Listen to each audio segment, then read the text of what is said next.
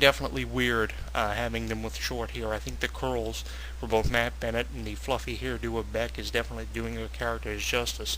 And I'm glad that the look that he had for the Breakfast Bunch was just a temporary look just for the purpose of entertainment. And the interaction and the chemistry between himself and Kat definitely was great for the Breakfast Bunch. And it's beyond me why we don't have relationships going on in a high school like Hollywood Arts, a high school with so much prestigiousness, and that's probably the only reason, because of the amount of prestigiousness that Hollywood Arts is supposedly supposed to have, that I can come up with as to why we don't see on-screen relationships developing. Now, every once in a while we're teased with Tori Vega, the character played and portrayed by Victoria Justice, hooking up with some supporting cast member. We saw it in seasons 1 and 2, but never an extended relationship like we've seen for shows like Hannah Montana, Certainly with a Chance.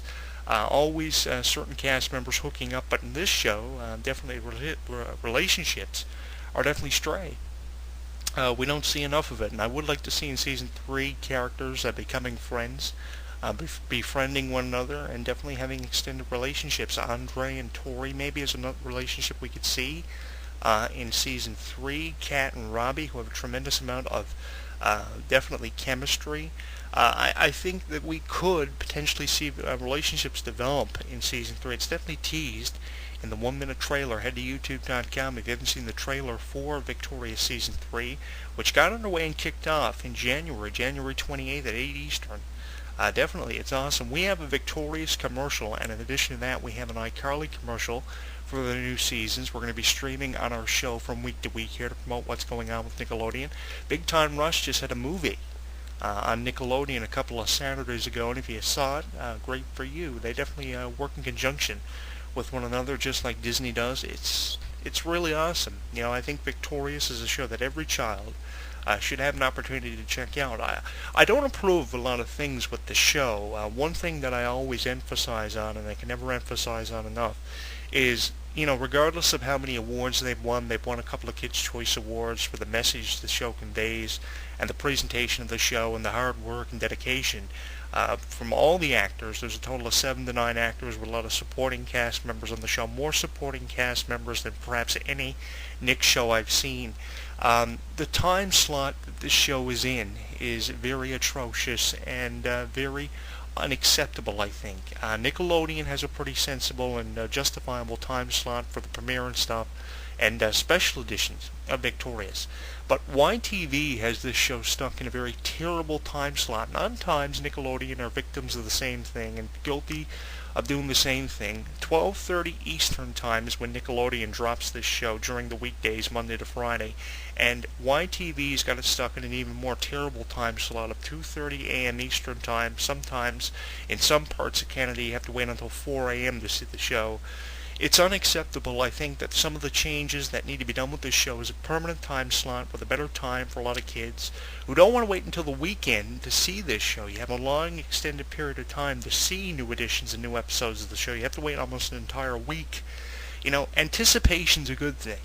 But too much anticipation is, unacceptable. I think it's unacceptable that we have to wait an entire week to see this show in a permanent time slot. And I suggested to a lot of networks in a press release that I wrote to them that, putting this show on 2 or 3 times a week in a, good time slot would be good for the show and good for the fans of the show. We had a new doll, a couple of new video games for Xbox 360, Kinect Time to Shine, and Hollywood Arts debuts for Nintendo DS, a couple of major products dropping over the holidays. I've had a chance to see all of them in trailers and everything, and I think that to promote this show with how much publicity it's receiving here lately, which is a good thing, too much publicity is always a good thing. Sometimes it can be looked at negatively. I think that what we need for this show is a better time slot, and probably throw it on 3 to 4 times a week. Probably 2 to 3 times a week maximum, because I really think that this show has never gotten the attention it deserves. In its first season, it did, because the novelty was there. It's just now, I don't know. I don't know if it's really getting that same amount of attention. It definitely deserves a lot of attention with the new season kicking off on January 28th, and I want to know what your opinion is of it. Do you think we should see this show in a better time slot? A lot of you probably listening to us on our Facebook page and Twitter account don't care if this show ever lands a permanent time slot, but I really think definitely deserves a better time slot than what it has, especially with how much attention Nickelodeon is giving it. It's described as one of Nickelodeon's top and hit shows. So for a hit show, why is it on at 2:30 a.m. Eastern Time in Canada and 12:30 a.m. Eastern Time in the States on Nickelodeon? If you're subscribed to Nick Canada, you're one of the fortunate people who are and get to see this show in a good time slot. On the weekends, it's in a good time slot. It airs, I think, 11:30 a.m. Eastern Time on Saturdays, and again at 8 Eastern, between 7:30 and 8 Eastern on Saturdays, and it's in there with an impressive lineup of shows. We have everything from iCarly, Big Time Rush, a good Saturday night lineup for fans of Nickelodeon, definitely, and fans of these shows. It's awesome. You know, I found out a lot of really unique facts about Victoria Justice the other day on Wikipedia when I was researching Season 3 of the show. Season 3 premiered in 2012, again back on January 28th. And since then, you know, I look at Victorious as a tremendous opportunity for Victoria Justice because she really hasn't gotten the exposure she deserves. She's had minor roles on everything from movies to animated shows, and being the voice of an animated character is often the dream of a lot of celebrities. She's done some voiceover work for some characters on The Penguins of Madagascar, which is a hit animated series, much like SpongeBob SquarePants for Nickelodeon. She's been on iCarly. She's been on Zoe 101, playing Lola. Very fond of that role. You'll never find an interview where she doesn't mention that or it's not brought up to her. Very fond of having the opportunity to work with Jamie Lynn Spears, whose career took a turn for the worse there a couple of years ago with her pregnancy and everything, and since then she's really vanished, perhaps for a good reason. I'd love to see her back. Very fond of Jamie Lynn Spears. She's done everything from being on Zoe 101, having a supporting role there, to some supporting roles on iCarly. She drops it by for a special. That's about 1 hour in length all the time. So, you know, she's had a lot of stuff, very fortunate so early in her career. And I was really impressed reading her Wikipedia page. Her Wikipedia page, if you were to print this thing out, has a list of accomplishments that is yay long in length. It is unbelievable, about 2 to 3 pages in length, I would say, or longer, if you were to print it out with your USB printer. It's unbelievable. Just go to Wikipedia and pull it up, Victoria Justice. She's also on Twitter. She tweets consistently at twitter.com Victoria Justice, twitter.com/Victoria Justice. Just yesterday, she sent out a tweet saying she doesn't usually tweet on Mondays, but she felt the need and desire to update her fans on what was going on. You know, I was on her Twitter page the other day, and I saw some very interesting tweets with some links, and a tweet she sent out to her fans just 24 hours ago, saying that she felt the need and desire to update her fans on what was going on with her career. Very few days off also for her, too. Just recently she had a day off and spent the day with her mom going to see The Grey, born to Serena and Jack Justice in 1993.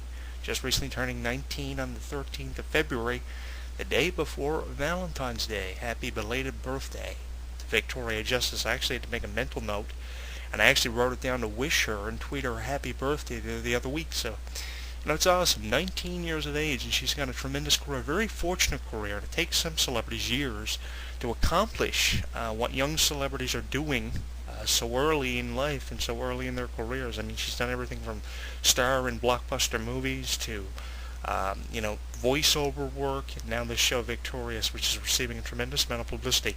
A lot of accolades, a lot of honors from everything that she's done with this show, and I think we're going to see more accolades and honors, more publicity, more interviews.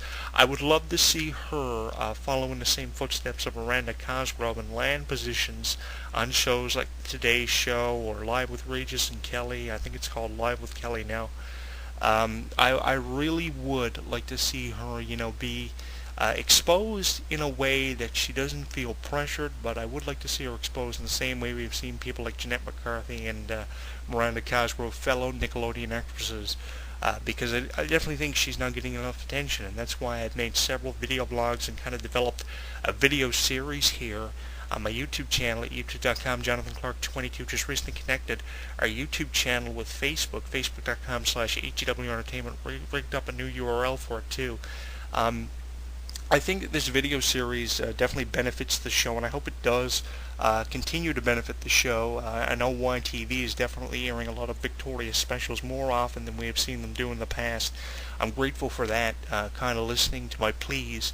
And I hope that this video series that we've kind of developed here on our YouTube channel and will continue to develop over the next couple of months here in 2012 with the new season, having shows premiere and drop on different dates. A lot of them are to be announced, according to Wikipedia, and a lot of them are to be announced for iCarly and Big Time Rush 2, doing my Wikipedia search. So we still are waiting on dates for a lot of the shows to drop, and according to the episode list for Season 3, we have a lot of show titles already released. Dates are to come, but a tremendous season. Season 2 had 12 shows. I would like to have seen the season go longer, ending with a blooper edition of the show, which was very hilarious, narrated by Christopher Kane and his character Rex Powers, interviewing the cast in a very humorous way. Christopher Kane doesn't shy too far away from his on-screen personality with that one. It ends with a blooper edition of the show, half-hour length. And then we go into Season 3. They take a break, put the show on hiatus, and it seems like the show's done because the age of the characters bumped. It's far from finished, apparently. The list of episodes for Season 3 is yay long. The Breakfast Bunch is just a small tidbit of what's in store for Victorious. And if you've seen the trailer, if you haven't seen it, head to youtube.com, Jonathan Clarke 22. It's awesome, or just pull it up on YouTube. It's about a 1-minute trailer, and it teases a lot of stuff, a lot of things like friends befriending one another for the first time. Jade and Tori have kind of a positive friendship. We see some kind of tension develop between Jade and Beck, potentially.